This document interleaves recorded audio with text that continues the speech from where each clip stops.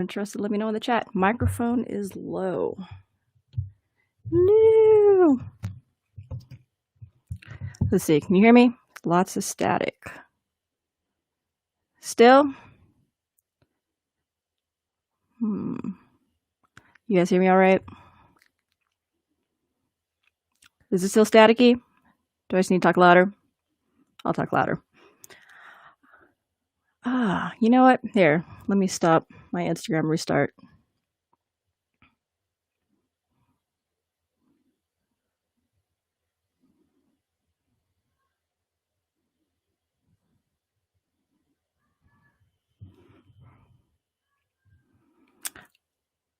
All right. So, we're going to talk about how to reverse engineer your goals. Now, if you do not know where to start, first off, everything you think of here, that any ideas that pop up in your mind, write them down. You don't want to lose any of them. You just want to make sure you are able to explore all avenues that we come up with today, right? If you can't hear me, please let me know. If there's any issues with my audio, I had some a minute ago. All right, I'm just going to keep going. So, first of all, when we're talking about your goals, if you don't know where to start with what's important to you. So, what do you care about? You know, if you care about Indigenous rights or rights for people of color, or if you really love caring for other people, if you just want to live your entire life with books and you want to become a librarian, then, you know, you get started there. So you start with what you care about, and then think about what resources do you already have? You know, what kind of experience do you have? What kind of experiences do you have that are unique to you? What industries have you worked in before? What industries are you looking to get into? You know, do you know anybody in your life who, you know, is always trying to give you a hand up, or, you know, that you can get access to? So like, you build this up, you write this down, right? And then we're talking long term, right? So you think about, you know, do you want to have kids? How much does it cost to raise kids? Where do you want to live? How much does it cost to live there? And so, like, the reason I came up with all this is because I have a little brother, and one day he was like, yeah, me and my friends are gonna move out of my parents' house. And I'm like, okay, well, why don't you do me a favor and stop and check out how much apartments cost, check out how much utilities cost, check out how much groceries cost. Well, mom and dad aren't buying them for you anymore. He's grown now. But, you know, it's like, think about all those things and then come back to me and tell me if you're going to move out, which is fine, you know, because then at least you know what you're shooting for. You're not just out there and then you're like, oh, crap, like, this is really hard. So then you think about, you know, when you, like, 20, 30, 40 years from now, what you want your life to look like, what kind of foundation you want to build for your kids. You know, do you want to pay for their college? Do you want them to pay for their own college? Do you want to have money set aside so that, you know, they can start a business, or whatever it is you want for them? And you think about, like, how much do you need to make those things happen? Where do you want to travel? Do you want to travel at all? Do you want to be able to work from anywhere? Do you want to be able to work while you travel? Do you just want to travel and, like, be on vacation and that's it? So, you know, you want a job that's going to give you enough time off, or flexible time off. So now we have an idea of, like, what kind of flexibility we need, what kind of income we need, what kind of lifestyle we have. And then also, like, you know, what are your limitations? So for me, it's like, I have a kid. I want to spend as much time as I want with my kid. I want to be able to be present to my family. You know, I don't want a job where I can't do that. I don't want a business where I can't do that. So it's like, I have to think about those things. So given all these things, you want to take your top 3 ideas, if you're not sure yet, or the goals that you had in mind, and then write those down. And then for each one, you're going to go through this process. Oh, hey, Lanye. I don't know if I'm saying that right. Goodness, but I'm so glad you're here. So now you've got a couple ideas of where to start, you know, especially if you're, like, weighing a couple things against the other. And then you also want to think about, you know, when you think about your limitations, how many things do you think you can reasonably get accomplished at once, for example? If you know you can only really focus on like one main goal at a time, then that's fine. So being realistic about who you are, being realistic about what kind of future you want, and think as big as you want to, because if somebody out there is doing it, then it's possible. First of all, like, even just knowing that whatever you think of here is remotely possible is going to get you halfway there, because if you don't think it's possible, you're not going to act. You're not going to do what you need to do to get where you need to be. So thinking that it's possible is super important. So for each of the ideas and the goals that you have in mind, you want to think about what the end game looks like for each goal, right? So if you're looking at a career, Lanier. So if you're looking at a career, then you want to think about, what jobs and experience do you have that are unique? And then, what companies are you interested in working in? If they have any job offers, look at those job offers, see what kind of things they look for when they hire, even if they're not hiring in the area that you want. Often in the job offerings, they'll kind of talk about, this is the kind of company we are. This is the kind of company atmosphere or culture that we have, and, what we're trying to get done. And you want to do as much research, if there's a specific company that you're looking at working at, say it's Google, even if you don't know anything about tech, finding out what kind of job listings they have that aren't even technical, and what things those jobs require. So beyond just the companies you're looking at, even just looking at what kind of job opportunities are available. So going on Indeed.com and not just looking in your area unless you're absolutely sure you're never ever going to move, but even looking in areas where these things are popular. So, if you want to work in tech, then maybe look for job listings in the Bay Area, in Austin, in Colorado, in Washington, right? And so you want to look for job listings, not even just the job listing that you think that you would apply for, although definitely look at that, but look for, it's like if you're thinking you want to move up in your career, you want to look at the job listing that's like 2 or 3 positions above. So maybe you don't want to be, it's like you're looking for the next job listing that you might apply for and what to look for. And then you're maybe looking at what that job would be at a director level, what that job would look like at an executive level if you're trying to get there, So once you see those job offers, you get a better idea of what kind of experience they're looking for, how many years they're expecting you to work in this field before you can attain that. And then also, it's like, what kind of salaries are people making at the entry level? What are they making at the mid level, at the executive level? So I guess, how far you want to get in your career to achieve the life that you're trying to create. So as you're seeing these job offers, so we went over like what kind of experience they're looking for, then like what kind of education. So many people start college and they don't know anything about the job market. They're just like, oh, well, I want to work at a company, so I'm going to get a business degree.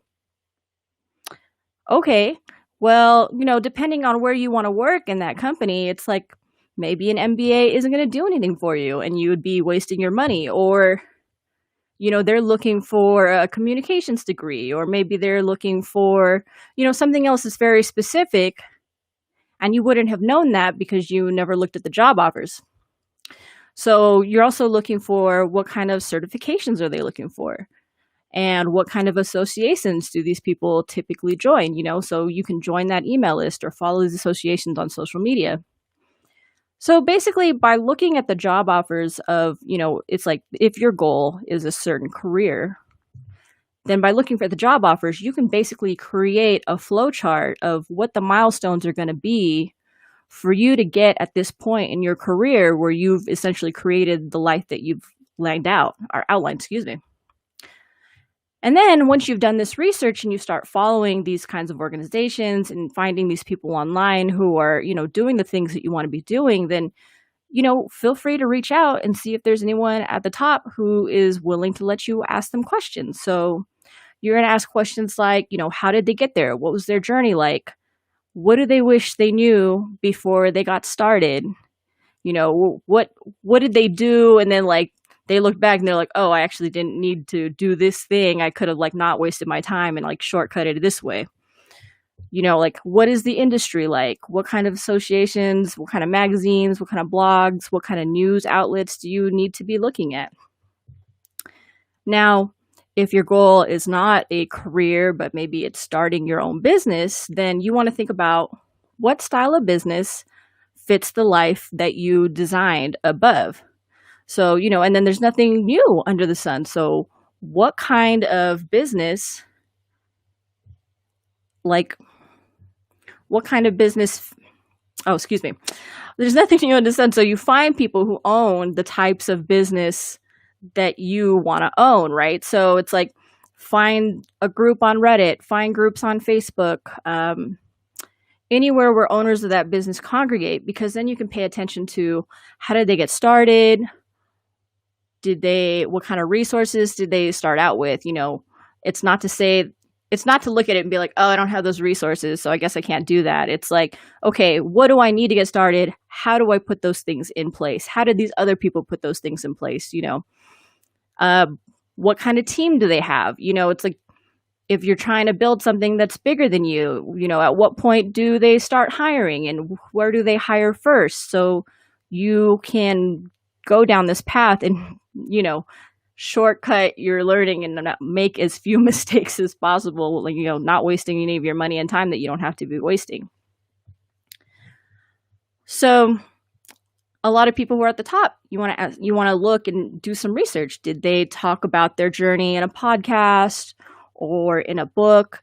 And then best of all, like, what do they complain about? You got to think about what are the drawbacks. Not everything is like nice cars and like different income streams or whatever. It's like, what are the setbacks that they deal with? What's the worst thing that ever happened to them? And then, the same thing applies here. Will they answer questions that you have about their journey? So the thing about, because, for example, maybe you want a business, but, it's like you think, oh, I really love food. I would love to start a restaurant, right? Well, if you look into the restaurant industry, it's like the margins are thin. Restaurateurs are often like in their businesses, like day in, day out. If you see interviews with chefs, it's like their kids are like, yeah, I barely see my father. And it's like, if you're willing to deal with those things, then you can become that kind of chef. Or if you're thinking like, oh, I don't want to just be a chef. I want to be, I just forgot his name from World Central Kitchen, but I want to be Giada. I want to be Rachel Ray or Chrissy Teigen or whatever. So it's like, what did they do? They built an audience. They wrote books. They created product lines. And so it's like, if you're thinking about this on this big of a scale, then it's not like this simple picture of like, oh, I'm gonna open a restaurant, I'm gonna cook some dishes, right? It's like, no, I'm gonna make a name and a face for myself so that I can sell product, so that I can have different streams of income based on my brand. So out of all the options that you outlined in the beginning, then now that you've done some of this research, you want to think about which option is most likely to help you create the lifestyle that you want to create. So for example, like, I don't want to open a restaurant. I want to be there with my kid. I want to have a relationship with my husband, right? Like, churning out good food is not enough for me to, pin my whole lifestyle on. And I am not trying to work this hard to create a life that just makes me unhappy, because then I'm just going to burn out and ruin all my relationships, and basically like a worst case scenario for me personally. So with the goal that you chose, you can reasonably, with all the research you've done, you can reasonably put together, I did this once in like Excel or something, or Microsoft Word. You can basically put together like a whole flow chart of milestones, right? So I know I need to get this certification next. I know I need to get in at this school next. These are the top schools in this area. I know that I need to be a part of this association. And to be a part of this association, I need to get, this entry level job, or I need to get, these kinds of contracts.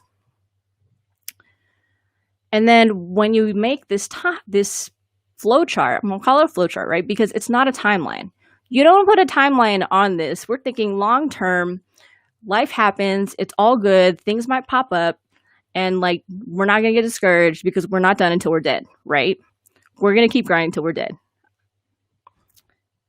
And then now that you have an idea of where you're trying to go, and you think about what books do you need to read, what people do you need to follow, what courses do you need to buy, what do you need to put in your daily path to train your brain that this is what you're going to do, right? So, like, if I get an idea in my mind, like, oh, I would like to learn, and this is not a long term goal, and I get that, but like, oh, I would like to learn how to, decorate my home better because I am not a home decorator, right? So then my first thing is I start looking for those things on Instagram that reflect the kind of home atmosphere that I want to create, right? I create Pinterest boards. I start following these things so they show up in my timeline, and they start normalizing this existence to me that like, oh, when I'm out and about, I have a better idea of what I need to get and what I need to do to create this aesthetic. Or as I follow these accounts, I realize, oh, maybe I'm like totally not getting this. And if I really want to make this happen, I need to hire somebody. So it's like you learn a lot by immersing yourself in these streams of people who do know what they're doing, who have achieved what you want to achieve. And like not just following people at the top, but also following people who you can follow who are somewhat in the middle or just one step ahead of you, because often that helps in terms of making something feel more accessible, more like, okay, well, if I'm looking constantly at this person who's all the way at the top of the mountain, right? It's like, oh God, am I ever going to get there? How much work is it going to take to get there? Is this even going to work?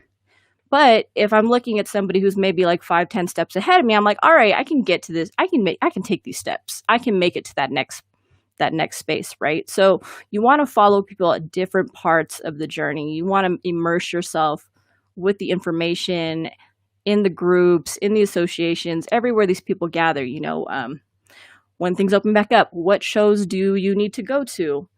Where do you need to show up to meet more people who can help you get you where you want to be? And then, I think my kid is calling me. It's all good. And then as you're going through this journey, you want to plan, how are you going to showcase your value? So how are you going to showcase the things you're learning? How are you going to show people that you know what you know over time? Maybe you don't know anything right now. That's fine. But you're going to learn things along the way.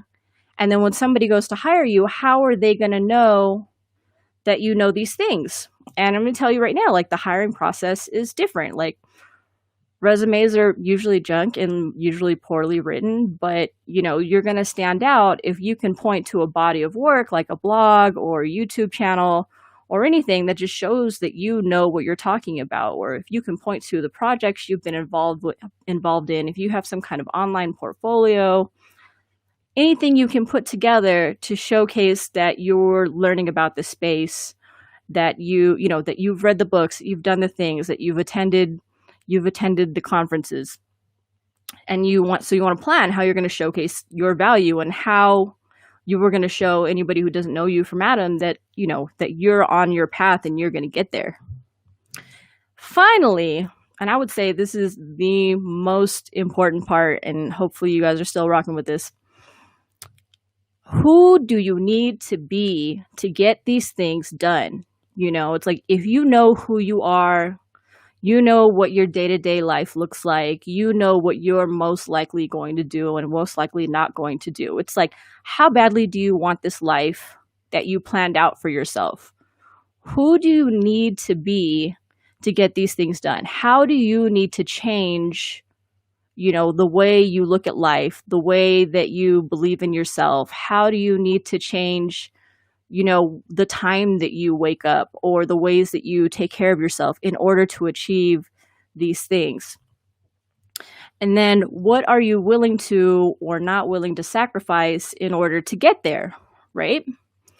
So, like Mark Manson says something like, what are you willing to struggle for? If you've outlined all these things and you're like, no, I don't really want to work that hard, then you need to accept that this is not for you.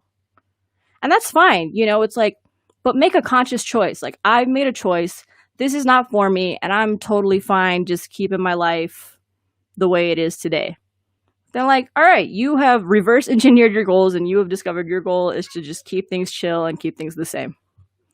Totally fine, right? But all of these things, it's like if you have to achieve these goals, you understand that there are things about yourself that need to change. So I'm going to tell you, like, for example, I hate showing up on video. It gets easier every time, but I know that to achieve the goals that I need to achieve, like, people need to know who I am. I need to show my face. I need to talk to people. I love talking to people. Don't get me wrong. I'm like totally fine talking to people, but then like making videos, going live, like was paralyzing for me last year. Could not do it. But it's like, if I think about the goals that I want to achieve, I know that I need to show up. So I'm going to do whatever I need to do. I'm going to read whatever book I need to read. I'm going to talk to whoever I need to talk to get over it and show up. Right. And so you got to think about, what are you willing to struggle for? What are you willing to sacrifice? It's like, I'm not willing to sacrifice not being there for my kid. But, I'm okay with, if I have to travel for work a couple days out of the year. So it's like there's a balance, because then when you establish those things, you're going to know whether or not you're on the right track or the wrong track. You're going to know when things are not working out because you know where you're headed for. And then now you've got this flow chart, you know who you are, you know what milestones you need to be doing, you know what you need to be looking at day in and day out, you know where you need to be showing up. You put that flow chart on your wall and you let it determine the rest of your life choices. So like my husband and I do this. For every choice you make, is it going to bring you closer or further away from that goal? So it's like we think, oh, we want to do this thing with the house, but how does that affect our financial goals? And then are we willing to give that up so we can stay on track? Or how does this choice with our families affect our career goals? And what do we want more? Do we want to next one? Do we want to move to a place that has kinds of careers that we want? Or, you got to think about, how do I do both? Sometimes it's not either or, sometimes it's and, it's like, I get to work remotely. Now we have the internet. We can do so many different things. I can set up automations for my income streams. I can work remotely and I can see my kid in the middle of the day or be there whenever he needs me. And I can live in a place that's less expensive to live in because I work remote. So I still, it's like you can still make Bay Area money, but then like live in Minnesota or, something like that. And so, technology allows us to have more choices. And, as you do this research, looking at who's doing what you want to do and how to get where you want to be, it actually gives you even more and more options.